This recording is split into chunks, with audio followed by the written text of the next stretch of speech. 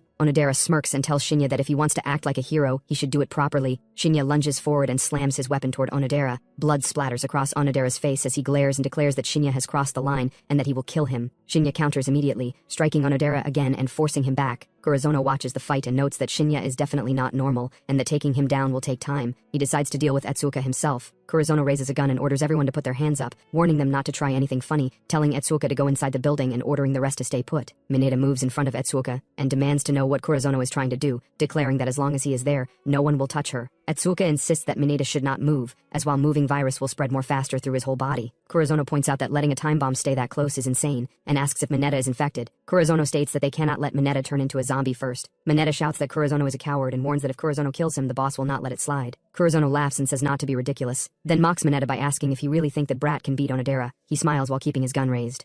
Kurozono turns while holding a gun and reacts in confusion. He suddenly shouts in alarm. Shinya rushes forward. The gun flies from Kurozona's hand as a sharp strike hits his arm. Shinya follows with a powerful kick that sends Kurozona's body backward. Kurozona crashes into a wall and screams as debris scatters around him. Shinya asks if they are okay. Mineta replies that they are fine. Kurozona, lying on the ground, curses and wonders if that bastard Ondera has been taken out. Ayu looks around in confusion and asks what happened and where her glasses are. Shinya holds out her glasses and tells her that everything is fine and not to worry. Onodera, with blood covering his face, grabs Ayu and presses a knife toward her, warning them not to move, and saying that if they move, he will kill her. Ayu calls out to her brother. He shouts at her to shut up, blames her for bringing them there, and tells her to stay quiet. Etsuka says that using his little sister as leverage makes him trash. Shinya states that he is the kind of guy who did not deserve to live even before the apocalypse. Kurozona lets out a quiet laugh. Etsuka looks ahead in confusion as Kurozona struggles to his feet in the distance. He adjusts his glasses and says that well done, this turns the tables. Onodera shouts for everyone to shut up and orders Kurozona to tie them up. Kurozona says that before that he is going to snap this guy's arm. He grabs a metal pipe and swings it down toward Shinya. Shinya stops the attack and strikes Kurozona in the face. Kurozona reacts in shock as blood spills from his mouth. Shinya says that he is not taking a beating from someone he just met, and tells him to look around. Kurozona lies on the ground, bleeding. Shinya, that it is because they made a fuss. Zombies appear on the surrounding building floors. Shinya states that the zombies nearby are coming here as a group of zombies gathers in the street below under the red sky. Onodera, holding Ayu, looks toward the approaching zombies and stammers,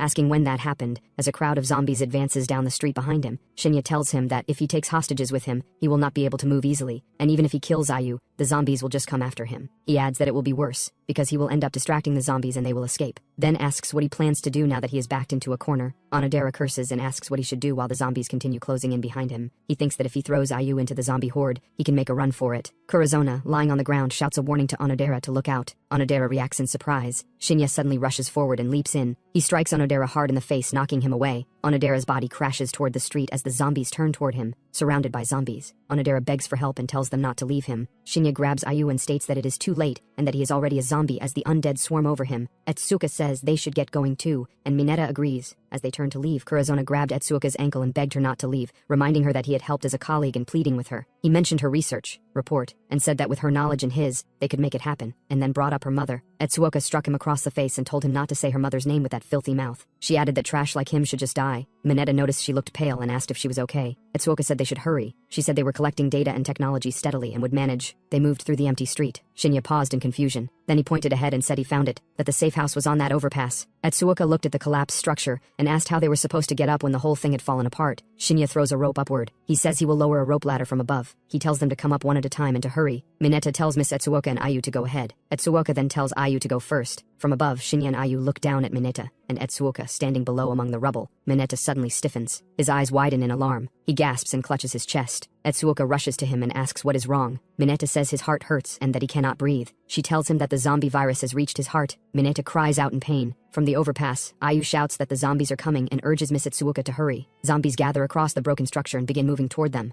Mineta staggers forward, struggling to control himself. Etsuka tells him to pull himself together. She calls him Mineta and urges him to get a hold of himself. He warns her not to come near him, and Etsuka says they are almost at the safe house, telling him to hang in there. Mineta shouts at her to stay away and says he cannot keep it together anymore. Etsuka freezes in shock as his eyes glow red and his face twists. He lets out a cry. She steps back and realizes he has become a zombie. Mineta lunges forward with a growl. Shinya appears and knocks Mineta from behind by the head, telling Etsuka to stop spacing out, hurry up. Etsuka shouts that the place is packed with zombies. A zombie roars behind her, and she gasps. She runs toward Shinya. He tells her to hurry and get Mineta into the safe house, saying they must do it now before it is too late. She responds that she understands. Shinya tells her to leave it to him, and Ayu says she will pull Mineta up. Shinya uses beginner haste potion, which increases agility plus 10% for 10 minutes. Several zombies stand at the top of a ledge. Shinya dashes upward toward them, moving swiftly. He kills the zombies one by one. After that, Etsuka notes that it looks like he is waking up. Mineta opens his eyes slightly. Etsuka asks if he is okay. Mineta lies on the ground with blood on his face, staring upward. He holds his head and says it hurts. He realizes he was supposed to turn into a zombie, Shinya stands nearby while Etsuka faces Mineta. Shinya says they made it into the safe house just in time, and Mineta adds that he guessed that was what happened, and thanks everyone. Etsuka responds that he was bitten trying to save her in the first place. After that, the scene shifts to the street outside. Etsuka tells Mineta not to move, saying the virus is gone but his body is still weak. Mineta answers that he is fine now. Etsuka asks what he is going to do from here. Shinya says he is going to keep searching for territory, and Mineta asks to come with him, saying he will be useful. Shinya refuses. Etsuka also reacts in shock. Shinya explains that the battles will be more dangerous than today, and that Mineta is nowhere near ready to keep up with him yet. He adds that Mineta does not need to risk himself for him, and should go back to his family and protect the ones who need him. Mineta lowers his gaze and agrees. Later, they stand beside a car with blood on its window and a zombie growls inside. Shinya asks if Mineta can drive. Mineta replies that he does not have a license, but his brother taught him in Hadano. Shinya says that is perfect. As Shinya reaches toward the car, a zombie suddenly lunges at him with a scream. Shinya swings his weapon, cutting down the zombie that lunged at him. The body crashes onto the pavement as blood splatters. Shinya tells Mineta he is counting on him to get her to the shelter safely. Mineta answers that he should leave it to him. When Mineta sits inside the car, Shinya says the tank is full, so they should be fine if they drive quietly so the zombies do not hear. He tells them to stay in the car as much as they can. Mineta adds that no matter what happens, he will get Ayu there. Ayu leans out and says goodbye. Shinya and Etsuka stand in the road saying them to be careful. After that, Shinya says they should go, and Etsuka agrees. From above, the empty street stretches ahead as they move forward. System informs secret special area activation condition 4/10 met as Shinya attacks and kills a zombie. Shinya attacks again, striking down another zombie. The message updates to secret special area activation condition 6/10 met. He steps over a fallen zombie body. The message updates to secret special area activation condition 7/10 met. Shinya continues fighting, and the message changes to secret special area activation condition 8/10 met. 2 days later, the empty city street lies under a dark sky. Blue light suddenly gathers in the air, forming a sharp, glowing portal that hums above the road. Stepping outside, Shinya says he finally met the activation conditions. He looks at a map marked in red and adds that it is a little far from here. He rides a motorcycle. The scene shifts upward to the sky and tall buildings. Water below a bridge ripples and splashes. The motorcycle's tire stops with a sharp sound. Shinya says this is it. Etsuka reacts in confusion. They stand near the parked motorcycle. Etsuka says there is nothing here. She turns and tells him that he said there was a domain here. Shinya tells her to look for herself. He wonders what is happening. A large ship appears above the area, glowing red and surrounded by swirling energy. Shinya asks Etsuka if she cannot see it and remarks that this is a first. After 20 minutes later, Shinya stands in front of Etsuka and tells her he took care of all the zombies around and that she should wait there. She stays silent. Etsuka calls out that she will be waiting and tells him he had better come back. Shinya turns his head slightly and tells her to relax, saying no one is more desperate to live than he is. He adds that he will see her later. Shinya walks alone down the pier toward the red glowing ship in the distance. As red particles drift through the air, a message appears stating entered special area.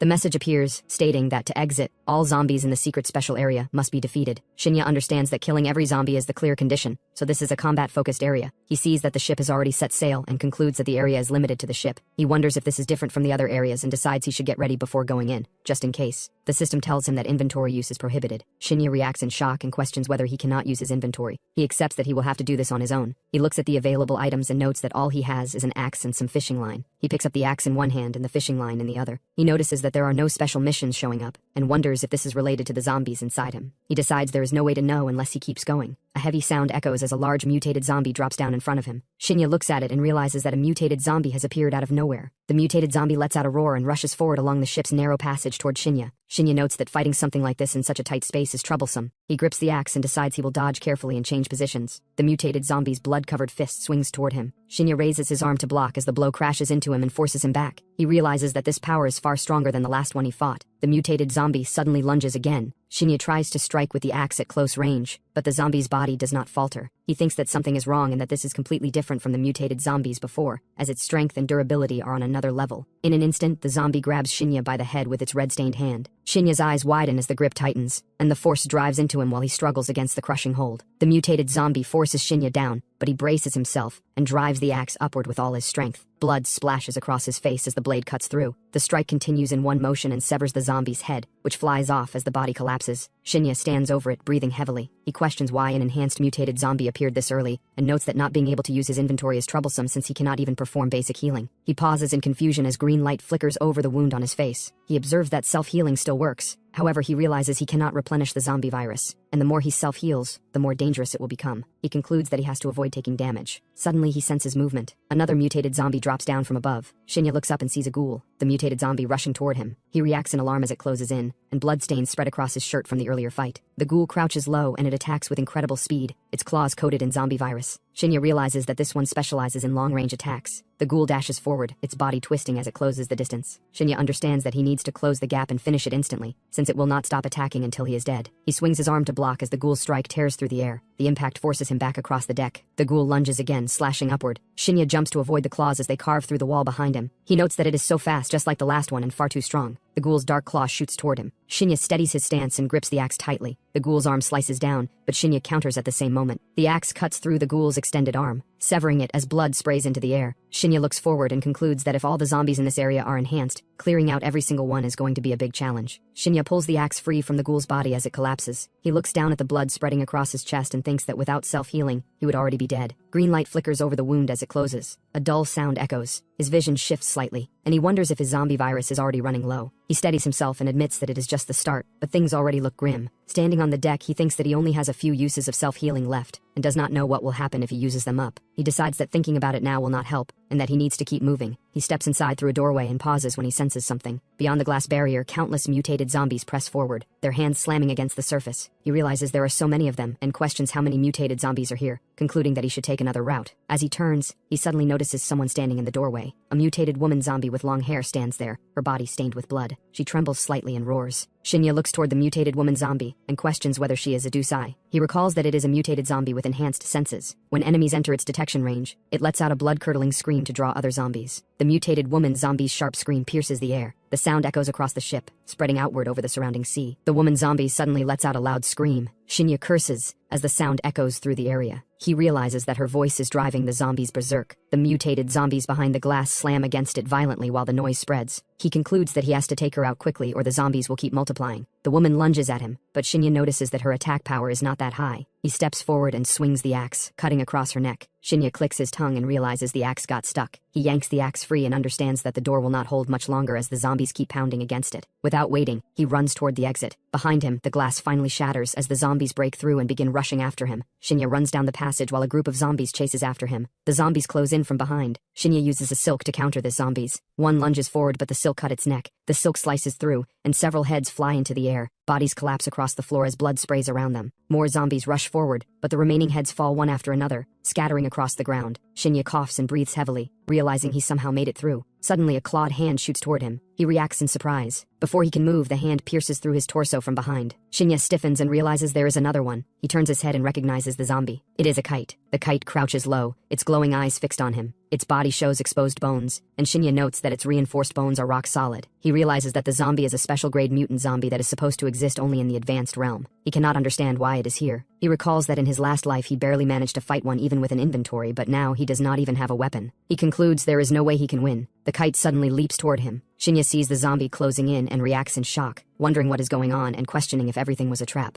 As the zombie attacks, Shinya wonders if they made him retrieve the map just to kill him here. The zombie slams him down to the ground. Shinya lies there and wonders if he is going to die like this. He thinks that he believed reincarnation meant a second chance, but this situation is even worse than his last life, and he feels that this place is not where he belongs. At that moment, a voice tells him that it definitely is not where he belongs. Shinya's eyes widen in surprise as the sound reaches him. The kite rushes forward, but several red slashes cut across its body. The kite is instantly torn apart. A woman with long hair appears and states that this is her special domain. Shinya looks at the fallen zombie and realizes it was taken down in one hit. He wonders what this state is and questions whether his body has been taken over. The woman explains that she thought he would burn through the virus faster and that she would need to step in sooner, but he held on better than expected. She then declares that now it is her turn. Shinya repeats her words and questions her special domain. The woman steps through the doorway and confirms it. She asks whether this is where he recovers his original power. Zombies rush down the corridor toward them. Shinya repeats the phrase original power. The woman replies that he already knows what she means. She explains that his current strength is only 1/3 of what it was in his last life. As zombies are torn apart around them, she adds that the only way for him to fully regain that power is by using the domain. Shinya looks at the fallen zombies and asks how she could kill that many in a second, and whether she does not care about the mutated zombies. He questions if they are not her own kind. The woman repeats the phrase his kind, and asks why she would kill her own. She explains that humans kill their own kind all the time. She adds that zombies are simpler than humans, because they only eat by instinct to survive. The biggest difference, she explains, is that unlike them, she has a mind and the ability to think. She then asks what his purpose is, and whether it was his will that brought her here. He states that he is the same, and that he is only doing what he must to survive. The woman ends the conversation and says enough talk. She then warns that the big fish is coming. A massive mutated zombie suddenly drops down from above. Shinya looks at the massive creature, or say zombie, and realizes that a titan is here as well. The The woman explains that every special mutation zombie is here. She adds that the Titan is huge and has a nasty temper and tells him to watch his back. The Titan roars loudly and charges forward. The woman walks straight toward the Titan as it approaches. The Titan swings its massive arm, trying to crush her. She instantly leaps into the air and flips over the attack. The Titan reaches out and grabs her leg. Her eyes widen for a moment. In the next instant, she spins her body and slashes downward with a powerful strike, cutting through the Titan's arm. The Titan counterattacks the woman. Smoke and dust rise around the woman as she lands back on the floor. A violent impact shakes the ship as the Titan crashes down. The Titan stares in confusion as the woman stands beneath it. She remarks that she never expected to be attacked by a meat dumpling, and admits that she has truly hit rock bottom. The Titan growls in anger and prepares to strike again. In the next instant, blood bursts from the Titan as a sharp slash tears through him. The woman looks toward Shinya and tells him to understand something clearly. Without her, he would already be dead. She instructs him to burn this into his brain, explaining that her power is now his power. Shinya watches in shock as he realizes she wiped out a Titan, a monster at humanity-level threat, in a single second. The woman states that now that her power has returned, his chances of getting revenge have greatly increased. She then turns and begins walking away. Shinya calls out, asking where she is going. The woman tells Shinya that they are heading to the control room because the ship is too big, and it will be easier to bring the zombies to them. She stops in front of the control room door. Shinya asks if she is planning to use sound to draw the zombies in. Inside the control room, she answers yes. Shinya protests and says that it is insane because they do not even know how many zombies are on the ship. The woman stands at the control console and presses the button. Outside, the ship's alarm lights begin flashing red across the deck. Shinya calls the plan reckless and warns that the ship is crawling with special mutant zombies. The woman looks ahead and explains that if their mission is to eliminate all zombies, then it is better to deal with them in one go. A group of zombies rushes down the corridor toward her. She declares that there is no time to waste. In the next moment, she attacks a mutated zombie. The zombies are cut apart instantly. She tells Shinya to stay quiet and learn. The woman drives her heel into a zombie's face, crushing its skull as blood bursts outward. She spreads her arms and strikes again, tearing through another zombie's chest. The creature screams as blood pours from the wound. A large mutated zombie charges toward her with its arm raised. She meets it head-on and slams into its body, knocking it backward with a heavy impact. At the same moment, a ghoul drops down from above, rushing toward the fight. The ghoul reaches forward with its clawed hand, aiming at the woman. Before it can strike, she moves instantly. Her attack slices across the enemies, and a zombie's head is severed as blood sprays into the air. The bodies collapse across the floor while she continues moving forward through the corridor. The woman faces a group of zombies rushing down the stairs, and remarks that it looks like that is all of them. Shinya watches in shock and warns that charging straight at them is too dangerous. She responds that if he cannot handle enemies at this level, he will not last long. Then she declares that this is his chance, and that she will show him what real power looks like. She leaps forward toward the enemies. Moments later, the scene shifts outside. Tsuuka sits and looks down. Shinya comes and asks if she is okay. Tsuuka that he came out, then asks if he is hurt. Shinya stands up and answers that he is fine and that they should move.